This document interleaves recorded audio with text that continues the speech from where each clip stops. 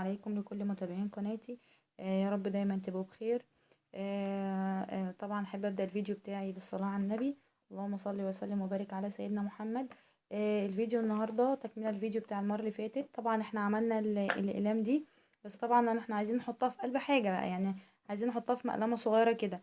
انا حاولت اجيب ابسط ما يكون عشان ده يبقى موجود في كل بيت ومتوفر لينا. وان شاء الله دي انا هكرر لكم حاجات تانية، هنعمل شكل مقلم تانية ان شاء الله. انا جبت كوباية، طبعا كلنا عندنا الكوبايات البلاستيك الخفيفة دي بتاعت العصاير. انا جبتها، وجبت حاجة كمان كده. ده حاجات بتتحط تبع الزينة، يعني حاجات لأعياد الميلاد والكلام زي كده. احنا هنا في مصر بنجيبها، ممكن للأعياد تتحط تعمل بيها أشكال معينة، أو ممكن تتحط في الكاسات. لو انتوا هتقدروا، انا معرفش ممكن يكون اسمها ايه، بس انا عارفاها هنا، بس ديت حاجات للزينة كده. فانا بجيبها ماشي، بجيبها كده بتلمع، واحطها في قلب الكوباية. طبعا في منها الوان، يعني في منها اللون ده، وفي منها الوان كتير جدا، وفي اصفر اهو. تمام، بختار اللي انا عايزاه، بس انا اخترت طبعا الاحمر كده ماشي، بالشكل ده. احطه فيها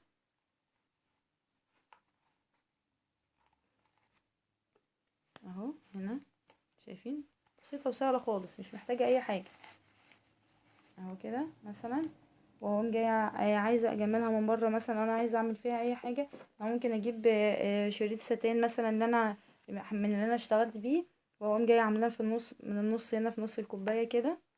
تمام اهو، هحط هنا سنه صغيره كده من الشمع، وهنا سنه صغيره كده اهو كده كده اهو.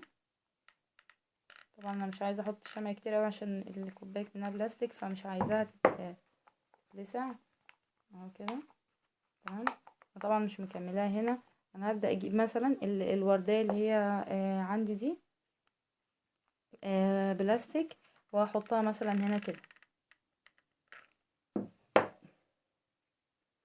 بالشكل ده كده مثلا. يعني عايزه استخدم اي قلب من القلوب اللي احنا استخدمناها المره اللي فاتت، زي ما انا احب اهو كده مثلا. تمام اهي بالشكل ده. هبدأ اعمل ايه بقى؟ هبدأ احط بقى اقلامي بقى هنا اللي انا عملتها.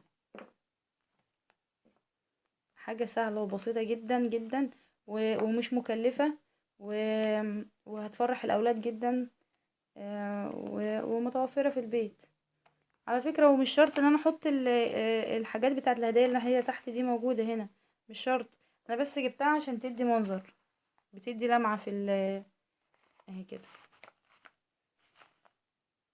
تدي لمعة في قلب الكوباية. وحاجة بسيطة وسهلة، ومخدتش اي تكلفة. اهي واضحة لكم كده اكتر اهي بالشكل ده.